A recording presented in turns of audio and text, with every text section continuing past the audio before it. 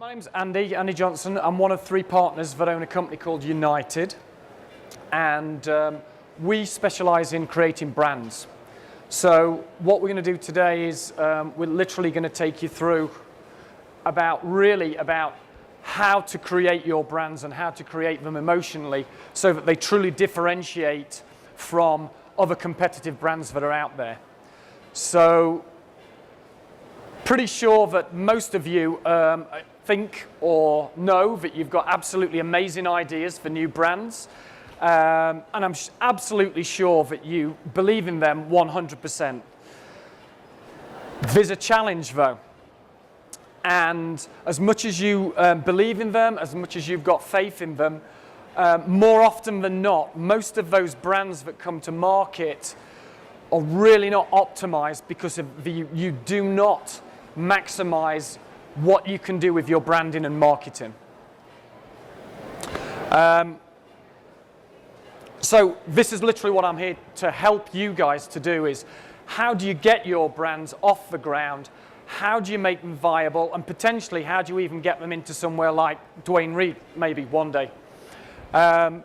So it's really all about emotion, and it's always about differentiation. How are you going to differentiate from the national brands? How are you going to differentiate from the other private labels that are out there? So the truth of it is, and it's a little bit of a bitter pill to swallow, is that you're really going to have to go into the deep end here, and you've got to just fucking forget about shallow water. This is not about tiptoeing. This is about diving in and really getting deep into this if you're going to succeed. So we'll do a little breakdown, try and explain it, and then if I'm talking absolute mumbo jumbo, we've got some Q&A time at the end where you can kind of try and get an idea. So brands really exist on 2 levels. You've got a functional level and you've got an emotional level. So your functional level, I mean, that's literally about, what is the product? It's how you rationally address the product's point of difference. So, it's simple things like, what are the ingredients? It's about what's in it, or more to the point, more so nowadays, what's not in it. So that's, really on a functional level, and we can all do that. Everybody can do that. We can all talk about what's in our products. But the area that's more challenging for everybody is speaking to people on more of an emotional level. So really, an emotional level, that is, as you say, it's the brand's soul. It's your highest sense of purpose, a true reason for being, and it's really how do you connect with the consumer, your new potential customer, on a totally different level. So really, to get deeper into it, what does that emotional brand have? If you are successful in creating a truly emotional brand, you are going to build an incredibly passionate, loyal group of followers. And this is a group of followers who, they don't give a shit about how much your product costs. They really don't care, because you've created a brand that is a must-have. They need to have it in their life. Do they need it in their life? Probably not. But you've convinced them that they truly need it in their life. So it really is a must-have. It's nothing to do with it's a nice to have. I mean, you start looking at other brands that kind of do this. And you look at how often Apple, for an example, brings out new products. Do you really need, do you need iPad 2? Probably don't need it, but you have to have it. Of course I do, it's part of my life. I've got to do this, I've got to move forward. This is about me, it's a representation of me. And that's what your brands do become. They become representations of you as individuals purchasing these products. It's what you align yourself with as a brand. It says something about you, or more importantly, because we're also chronically insecure, you use that brand to elevate your perception to other people. So, as I say, yeah, there's brands that you really can't live without. You wake in a morning, and if it's, myself and my partners, we're in the design industry. So if we've not got an iPhone on us, it's like we've lost one of our arms. It's a sad story, but it's true.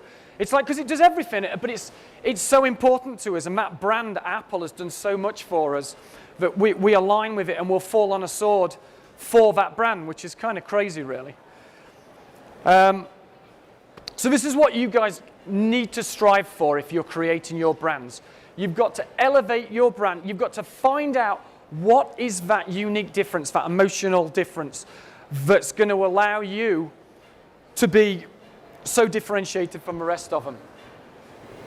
Unfortunately, this whole idea of emotional branding and uniqueness and differentiation, it really falls short in a lot of private brands.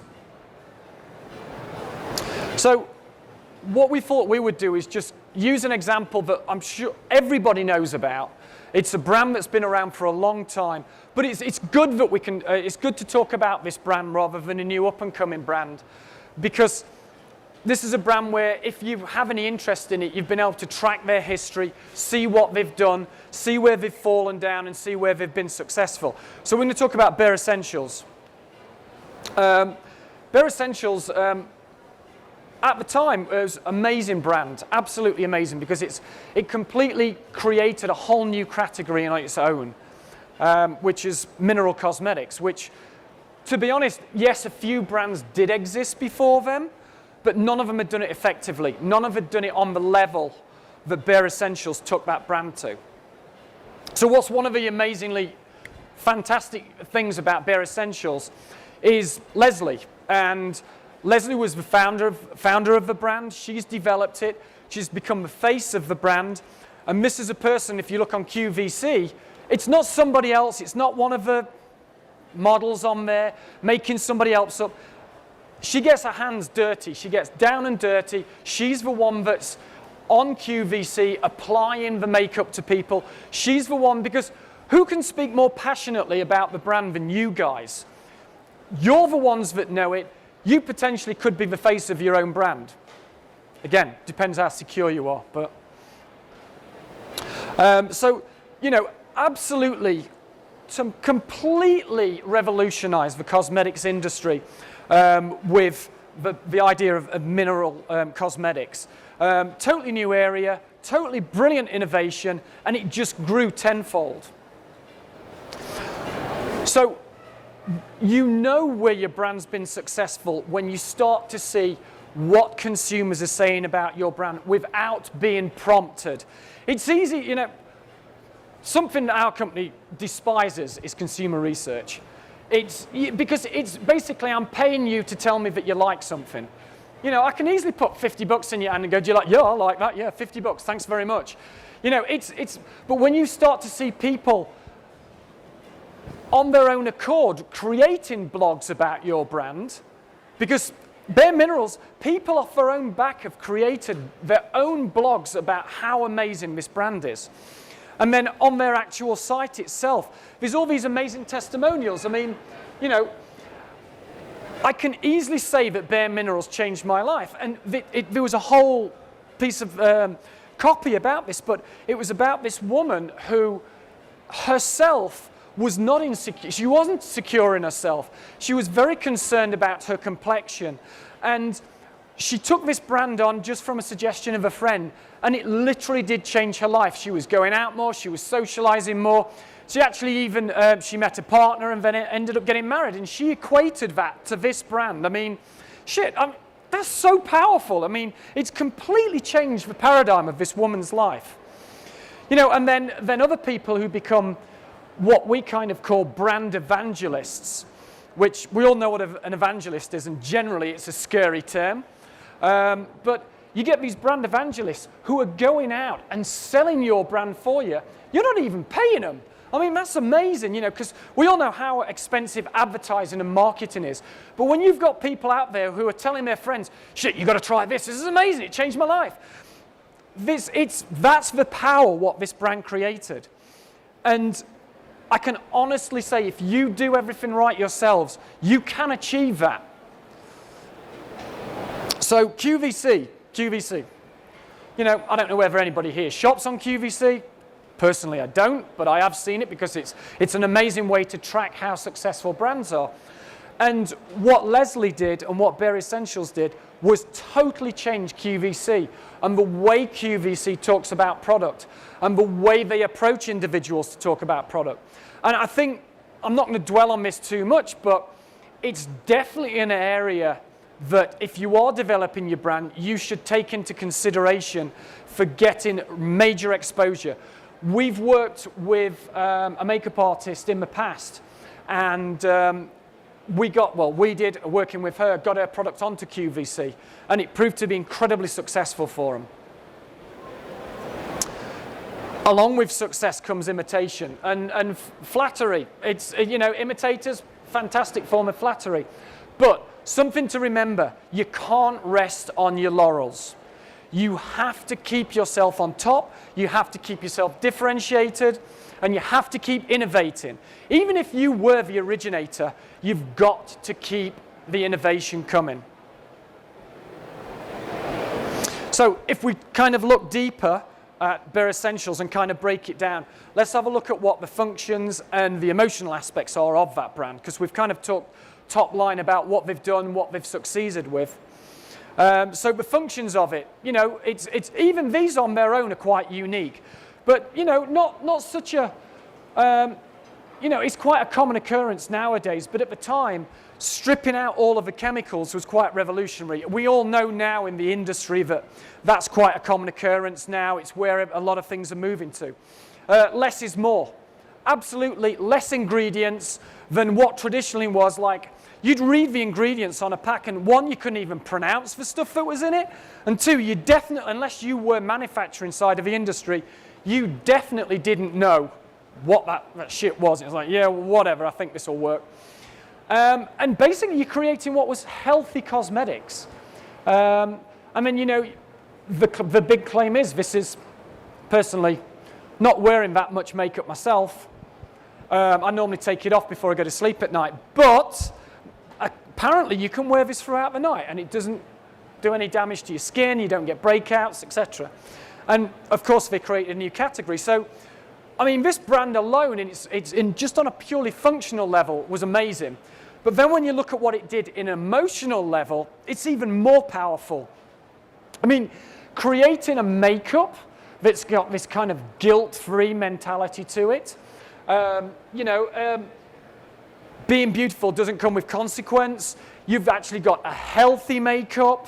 And then as we said with Leslie, you've got this real person behind the brand. I'm not going to pick on anybody individually, but if you walk the hall today, when you've seen this, if you care about this at all, when you walk the hall today, have a look at how many brands have got a true face behind them, but then have a look at how many brands have really built an emotional connection and a differentiating point of view.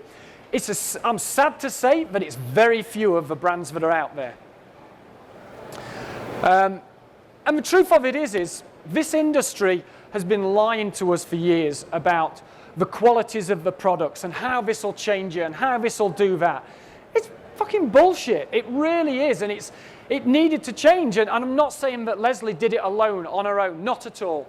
But she is one individual that's really started to change this industry.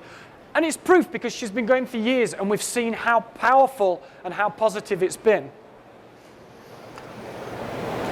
So, something you guys need to ask yourself, if you are developing a brand or about to develop a brand, or you own a salon and you're thinking that what you've got is quite unique and your line of products are unique, you should really be asking yourself, great, I should know what my functional attributes are, but what the hell is my emotional story? What is my story, the emotional story behind my brand? Because the reality is, as we say, and as if you look out there, too many brands just rest on their emotional attributes. And it is not, you're just enough. The saturation, you heard the figures of how many products are coming out each year. It is already chronically saturated. So you really have to come up with something that's going to differentiate yourself in this marketplace. So we're going to have a little look now at private label, because we talked about, Bare Essentials is what you would class as a national brand. So let's have a look kind of from the best to the worst case scenarios of what's happened in private label. If any of you know Boots in the UK, Boots in of itself has created such an amazing emotional story around it. Anybody from the UK, Boots is the place you go to. It is a phenomenal company, and you look at what they did with Boots number 7, which has been around for over 75 years, and it is the leading #1 cosmetic in the UK. That's a private label brand that is the #1 cosmetic in the UK. That's a pretty major achievement, and it literally comes being handed down from mother to daughter. It's a very powerful brand. Sephora. You look at what Sephora does. Sephora is the go-to. It's the big aspiration. Until Duane Reade came along, that was the store I have to get my brand into. I've got a bit of an inside track because my wife actually works for Sephora. So, I get a real good insight into what's happening with new brands, what's not happening. And the key thing that I'm hearing all the time is that, we met with these people today. The brand wasn't unique. It wasn't differentiated. They didn't have so all of the stuff we're talking about here, it's real world. And, if Sephora and Duane Reade now is the holy grail that you've got to get into, you've got to do some serious work to interest these people to take your product, because the shelf space in the new Duane Reades and the shelf space in Sephora, there's major millions and millions of dollars around each SKU. So why are they going to move that SKU over or create a slot for you to go in that store? Something I want to just touch on here, and we're just using Walgreens as an example. Walgreens worked with Scott Vincent Barbour, and I don't know if anybody know about the Barbour brand, but it is quite a revolutionary product, and it's basically, in its crudest form or simplest explanation, is it's a consumable cosmetic. So you're actually, it's liquid, you're consuming it. So it's an incredibly revolutionary, it's been around a while, but something, just a heads up is, can someone like Scott Barbour as an exclusive brand work in a store like Walgreens? And I'm talking about Walgreens as it stands today, not where Walgreens is going to go to, but where Walgreens can. So you really have to think about, when you're looking at private label, where it's going to go to. And Kroger with their Mira brand, this brand, it's bringing nothing new to the table. And if their unique point of difference is that it's the family-focused woman seeking out effortless beauty. What the hell is unique about that? Then Walmart. Just using Walmart as an example, but you look at the Equate brand. Jesus Christ, what is this doing? This is shit. You're bottom of the barrel here.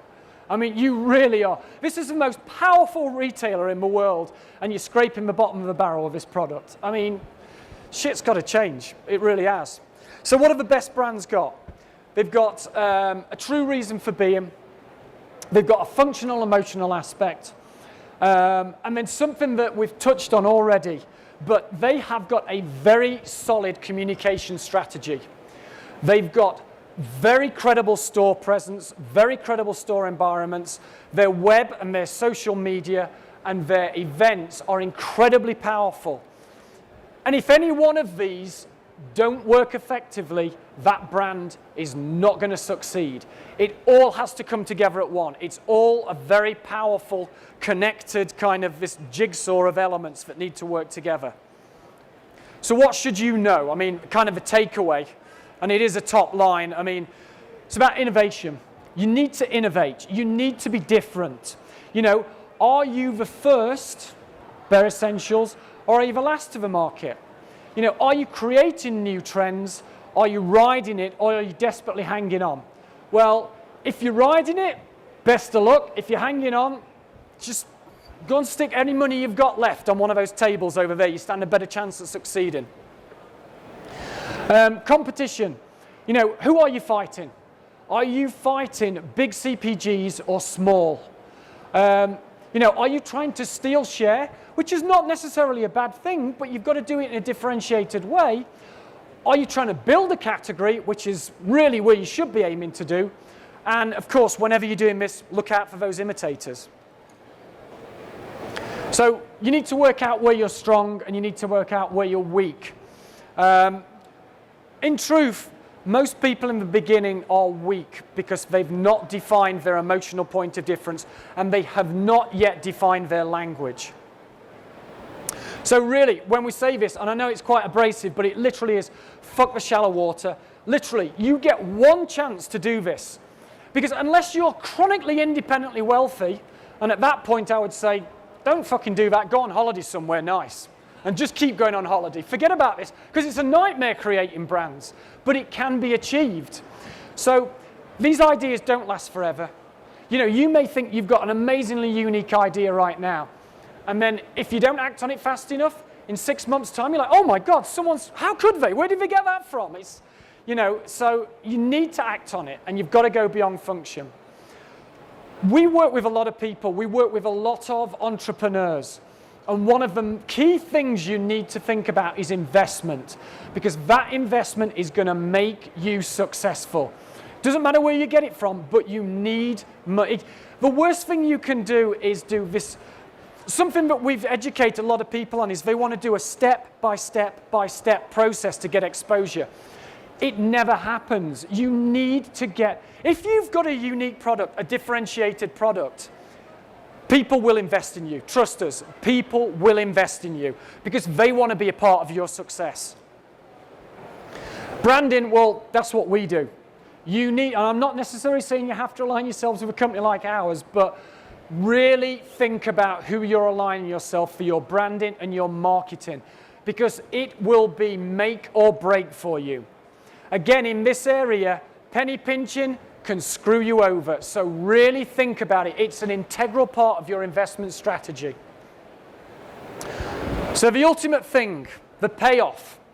If you do this right, it will succeed. Jan 2010, Shiseido buys Beer Essentials for $1.7 billion. I don't need to say any more than that. It's billions of dollars on a brand that was someone who was passionate about it, pushed it hard. That is the proof that brands and emotional brands really, really work. Fuck shallow water. Cheers. All right?